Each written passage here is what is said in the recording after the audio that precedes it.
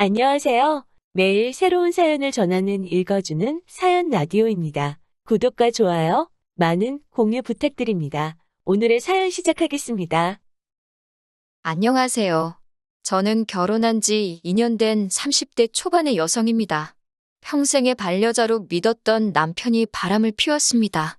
남편을 용서할까도 생각했는데 시어머니가 오히려 제 탓을 하시네요. 어이가 없고 쪽팔려서 친구들한테도 못한 이야기 여기서 풀어보겠습니다.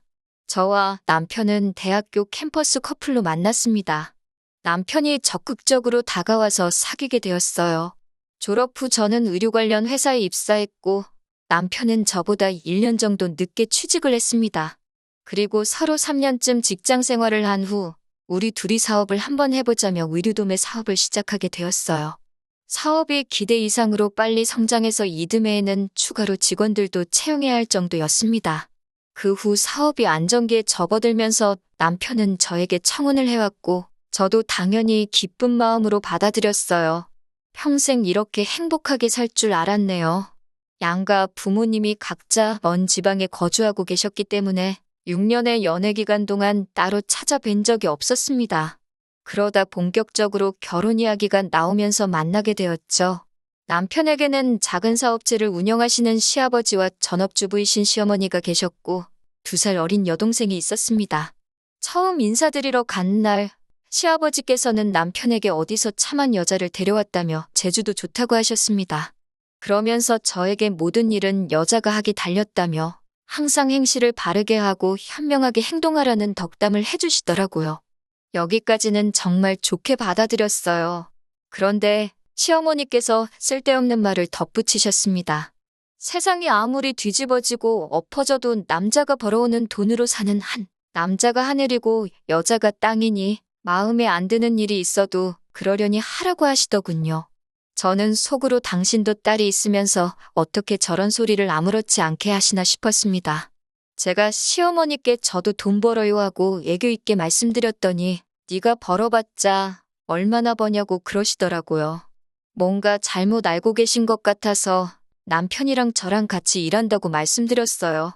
제 말을 듣고는 시어머니께선 남편이 하는 일을 아내가 돕는 건 당연한 거라고 그러시더군요. 곧 남편이 일 이야기는 그만하자며 대화 주제를 돌렸습니다. 서울로 올라오는 길에 남편에게 나는 당신 일을 돕는 게 아니고 같이 일하는 건데 왜 시어머니께선 내가 단순히 당신 일을 돕는다고 생각하시는 거냐고 물었어요. 남편은 시어머니가 워낙에 아들 자랑하는 맛으로 사는 양반이라서 자기가 일을 더 많이 하는 것처럼 부풀려서 말했다며 미안하다고 하더라고요. 남편 말대로 시어머니께서는 아들 자랑을 정말 끊임없이 하셨습니다. 문제는 그런 자랑을 하시면서 꼭 주변 사람을 깎아내리셨어요. 한 번은 결혼하고 얼마 되지 않았을 무렵 시댁에 내려간 일이 있었습니다.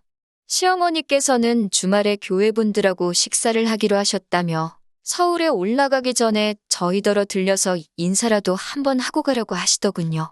그렇게 약속 장소에 도착해 인사를 드리고 자리에 계신 분들께서 저희에게 둘 다 TV에 나오는 사람들 같다며 보기 좋다고 칭찬들을 해주셨습니다. 그러자 시어머니께서는 그렇지 않아도 어렸을 때 당신 아들 연예인 시키라는 사람들이 그렇게 많았다면서 인물 좋지 머리 좋지 뭐 하나 빠지는 게 없다고 한술 더 뜨시더라고요. 거기서 끝났으면 저도 단순히 엄마로서 아들 자랑 하시는구나 하고 말았을 텐데 갑자기 우리 새아가는 아들에 비해 인물은 평범해도 심성이 엄청 곱단 말을 덧붙이시더군요. 이건 거의 욕 아닌가요? 자리에서 표정 관리 안 돼서 엄청나게 고생했습니다. 뿐만 아니라 결혼하고 1년쯤 지난 언젠가 신우가 저희 집에 온 적이 있어요. 신우는 시부모님이랑 지방에서 사는데 그날은 서울에 볼 일이 있다며 하룻밤 재워달라고 하더라고요. 생각보다 신우가 일찍 집에 왔는데 막상 셋이 있으니 어색해서 술자리를 갖게 되었습니다. 그런데 그날따라 남편이 제일 먼저 취해서 자러 들어가고 신우랑 저랑 둘이 남게 되었어요. 신우도 이미 취할 만큼 취한 상태였는데 저더러 자꾸 쪽쪽아, 쪽쪽아 이렇게 저를 부르더라고요. 도대체 쪽쪽이가 뭐냐고 왜 저를 그렇게 부르냐고 물으니 아들 등골 빼먹고 산다고 시어머니가 저 없는 데선 저를 쪽쪽이라고 부르신다더군요. 그 이야기를 끝으로 신우는 잠들어 버렸지만 저는 억울한 마음에 밤잠을 이룰 수가 없었습니다. 다음 날 시어머니한테 전화해서 저를 아들 등골 빼먹는다고 쪽쪽이로 부르셨냐고 따지니 당황한 시어머니가 어디서 들었냐고 그러시더군요. 그러면서 하신다는 말씀이 그냥 웃자고 농담처럼 한 말이라고 완전 틀린 말도 아니지 않냐고 하시더군요. 사실 일전에 남동생이 가게를 얻는데 2천만 원만 빌려달라고 해서 제가 빌려준 일이 있거든요. 부모님보단 누나가 편해서 이야기하는 거라고 했었고 이자도 톡톡히 준다고 해서 딱 2달 빌려줬습니다. 아무리 그래도 어떻게 이자를 받냐고 하니 그럼 누나랑 매형 선물이라도 해주고 싶다며 명품 지갑 하나씩 사주더라고요. 그런데 남편이 이 일을 시어머니께 자기가 무슨 처남 가게라도 차려준 듯 과장해서 이야기를 했고 그 이야기를 들으신 시어머니께서는 다시 저에게 연락을 하시고는 왜 남편이 힘들게 벌어온 돈을 친정에 빼돌리냐며 그러는 거 아니라고 호통을 치셨어요. 생각보다 일이 커지자 남편이 나서서 자기가 수습하겠다며 시어머니께 해명 아닌 해명을 해서 오해가 다 풀린 줄 알았는데 그게 아니었나 봅니다. 시어머니는 그 사건 이후로 제가 남편 등골이나 빨아먹는 여자라고 생각하셨던 모양이에요. 저는 고민 끝에 남편에게 사업을 따로 해보자고 했습니다. 남편은 의외로 흔쾌히 좋다며 기왕 이렇게 된 거 생활비도 반반씩 부담해보자고 하더군요. 저도 차라리 그렇게 하면 시댁에서 말 나올 일도 없고 낫겠다 싶어서 좋다고 했습니다. 남편에게 그런 꿍꿍이가 있는 줄도 모르고 말이죠. 저는 같이 일하던 직원 중 마음이 맞던 여직원과 작은 사무실을 얻었습니다. 그리고는 예전에는 중국에서 대량으로 들여와 팔던 도매에서 벗어나 소량씩 오더를 받아 특정 업체하고만 거래하는 의류 도매업을 시작했어요. 다행히 여지껏 사업하면서 인맥 관리를 잘 해놓은 게 있어서 여러 사람의 도움으로 쉽게 자리를 잡을 수 있었네요. 하지만 남편은 기존에 하던 사업이 지겹다며 다른 일을 하겠다더니 와인바를 차리더군요. 말이 좋아 와인바지. 누가 봐도 이해 안 가는 위치에 매장도 작아서 누가 올까 싶었습니다. 그럼에도 불구하고 제가 아무 말도 하지 않았던 건 제가 남편 사업에 대해서 이러쿵저러쿵 말하기 시작하면 남편도 똑같이 제 사업에 다시 간섭할 것 같았거든요. 그렇게 각자 사업을 시작한 지 한 3개월 정도 지났을 무렵입니다. 연애할 때부터 남편은 핸드폰을 잘 들고 다니지 않아 무척이나 속을 썩였던 사람이에요. 그런 사람이 언젠가부터 손에서 핸드폰을 내려놓지 않고 잠금까지 설정해 놓았더군요. 그뿐만 아니라 새치가 워낙 많아서 제가 항상 염색 좀 하라고 노래를 불렀거든요. 그럴 때마다 자연스러운 게 제일이라며 죽어도 안 하더니 언젠가부터 멋들어진 갈색으로 염색을 하고 다녔습니다. 부쩍 외모에 신경 쓰기 시작한 이후에도 무엇보다도 밖에서 자는 게 싫다며 여행 다니기도 좋아하지 않고 하다못해 찜질방도 안 가던 사람이 사업상 아는 사람을 만나봐야 한다며 이따금씩 외박을 하기 시작했습니다. 제 친한 친구에게 털어놓으니 혹시 제 남편이 바람피는 거 아니냐고 하더라고요. 그러다 결정적으로 여자가 생겼다는 확신을 갖게 된 사건이 있었습니다. 저는 그날 모처럼 쉬는 날이라 남편이랑 근교에 가서 꽃구경이라도 좀 할까 생각하고 있었어요. 하지만 남편이 아는 사람하고 상의할 일이 있어서 아침 일찍 나가봐야 한다고 했습니다. 어쩔 수 없이 집에 혼자 남아 대청소를 시작했고 그러다 남편이 미처 숨기지 못한 남편의 카드 명세서를 발견했네요. 백화점에서 값비싼 물건을 할부로 사기도 했고 결정적으로 숙박업소에 간 기록이 남아 있었어요. 이튿날 돌아온 남편에게 카드 명세서를 들이밀며 바람났냐고 물으니 너무 순순히 그렇다고 하더군요. 저는 그래도 미안하다고 실수라고 사과하면 한 번은 용서해 주려고 했는데 오히려 그 여자를 사랑한다며 미안하다고 하는 그 모습에 정이 뚝 떨어졌습니다. 이혼하고 싶냐고 하니까 그건 또 잘 모르겠다는데 어이가 없더라고요. 저는 시어머니께 일단 전화를 드렸고 남편이 따로 만나는 여자가 있다고 말했어요. 차마 친정에는 말할 수가 없어서 시어머니께 같은 여자로서 위로라도 받고 싶었습니다. 그런데 시어머니께서는 한숨을 내쉬더니 원래 남자가 잘나면 여자들이 무슨 콩고물이라도 떨어질까 싶어 들러붙는 법이라며 이 또한 지나가리라 생각하고 잊어버리라더군요. 오히려 괜히 일 크게 만들어서 우리 아들 일하느라 바쁜데 괜히 스트레스 받게 하지 말라고 하시면서 말이죠. 통화를 할수록 있던 정, 없던 정, 전부 다 떨어져서 제가 그냥 이혼하겠다고 하니까 시어머니께선 말귀를 못 알아먹는다며 마음대로 하라 하셨습니다. 시어머니든 남편이든 진심으로 사과만 해오면 저는 솔직히 소송하지 않고 적당히 위자료만 받고 끝내려고 했어요.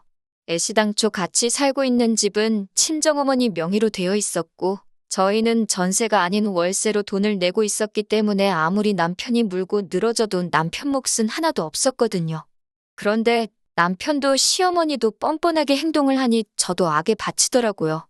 결국 변호사를 사서 그 여자한테 먼저 위자료 청구 소송을 걸었고 이를 알게 된 남편이 절대로 이혼해주지 않을 거라며 엄포를 놨지만 귀책 사유가 남편에게 있었기에 제가 이혼 소송을 또 걸었습니다. 변호사 말로는 남편 앞으로 사업장도 있고 하니 재산 분할을 받을 수 있을 거라고 했습니다.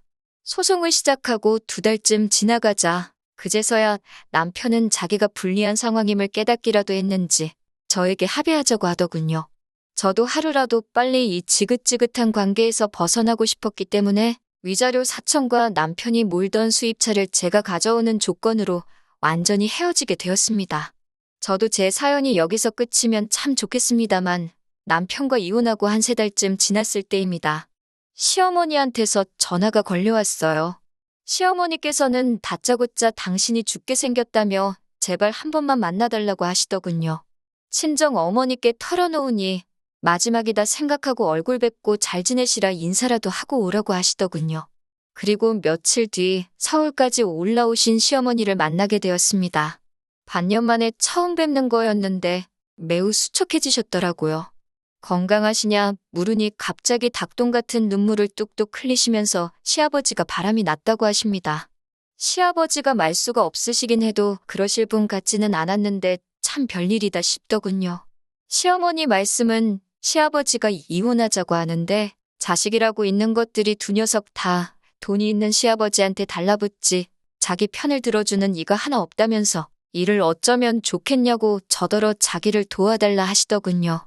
그 아버지의 그 아들이라더니 참 피는 못 속이는구나 싶었습니다. 저는 시어머니께 따로 해드릴 건 없고 그냥 이혼하시는 게 속 편하실 거라고 조언해드렸어요. 그러자 시어머니는 그럼 자기는 이제 뭘 먹고 사냐고 해서 소송 거시고 위자료 받으시라니까 자기는 그런 거 할 줄 모른다며 자꾸 저에게 도와달라고 하시더라고요. 저는 정말 이번이 마지막이라는 심정으로 하나부터 10까지 제가 했던 그대로 설명을 해드렸습니다. 그러더니 갑자기 시어머니가 저에게 그럼 당신 아들 돈을 4천이나 뜯어간 거냐면서 지독하다고 하시더군요. 그러면서 그 돈을 다시 내놓으랍니다.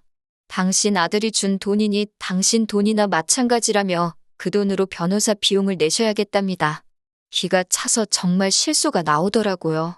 그동안 잊고 살았던 서름이 갑자기 복받치듯 올라와서 시어머니께 그동안 시아버지하고 자식들 등골을 쪽쪽 있는 대로 빨아먹고 사시더니 이제는 전며느리 등골까지 빨려고 그러시냐며 왜 이렇게 염치가 없으시냐고 쏘아댔습니다.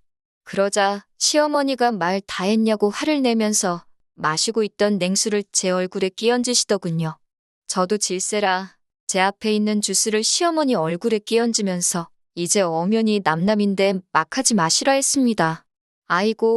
아이고 소리만 연신해대는 시어머니를 뒤로하고 카페를 나오는데 속이 다 후련하더라고요. 그날 이후로 얼마 전까지 저는 일에만 몰두하며 살았습니다. 집에 있으면 잡생각이 자꾸 나서 우울해졌기에 정말이지 일하고 집만 오가며 살았던 것 같아요. 그래도 덕분에 지금은 연예인들한테 협찬도 하고 해외로 수출도 하고 제가 목표했던 바를 하나씩 이뤄나가게 되었습니다. 그러다 얼마 전 정말 우연히 예전 신우를 만나게 되었습니다. 의료업계 종사자들하고 같이 술자리를 하게 되었는데 자기 회사 인턴이라며 아는 대표가 신우를 데리고 나왔더라고요. 처음부터 신우에겐 나쁜 감정은 크게 없었기 때문에 반갑게 인사를 할 수 있었습니다. 술자리가 파하고 집에 가려는데 신우가 저를 기다리고 있더라고요. 예전처럼 언니네서 하루 자고 가도 되냐고 묻길래 그러라 했습니다. 사실 같이 한 세월이 있어서 그런지 전 남편 소식이 좀 궁금하긴 하더라고요. 간단히 말하자면 전 남편이 만나던 여자는 남자 등쳐먹기로 유명한 여자였대요.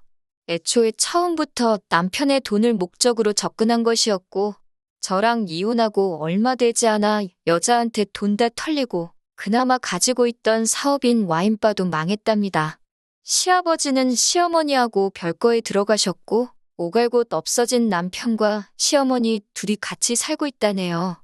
신우는 지금은 고시원에 머물면서 직장생활 시작했고요. 신우에게 잘 지내라고 가끔 연락하면 언니가 맛있는 거 사준다 했습니다. 전 남편에게는 내 소식은 전하지 말아달라 하니 알겠다곤 했는데 솔직히 전에도 저는 뭐 꿀릴 거 없어서 걱정하진 않습니다. 앞으로도 지금까지 그랬던 것처럼 최선을 다해서 열심히 살아야겠다는 생각뿐이에요. 긴 이야기 들어주셔서 감사합니다. 오늘의 사연은 여기까지입니다. 구독과 좋아요, 알람 설정해주시면 앞으로 더 좋은 사연으로 찾아오겠습니다. 감사합니다.